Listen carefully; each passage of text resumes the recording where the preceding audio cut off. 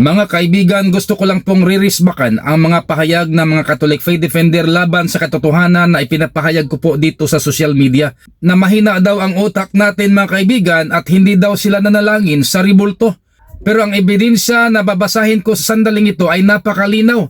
Sila po ay nanalangin sa ribulto at sa mga taong matagal ng patay. Hindi po ito utos ng Diyos. Utos po ito ng simbahang Romano Katoliko. Sapagkat wala tayong mababasa kahit isang bersikulo sa Biblia na manalangin tayo sa ribulto at sa mga taong matagal ng patay, sapagkat ang mga taong matagal ng patay, hindi na sila makarinig sa kahit anumang dalangin sa bawat tao dito po sa mundo. Mga kaibigan, ito po ang nakasulat sa kanilang prayer sa ribulto na tinatawag na San Antonio.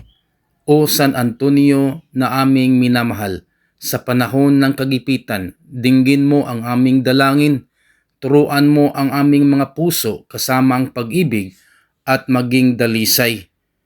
O Saint Anthony, beloved Saint, with your wisdom light my way, in faith and hope I trust in you.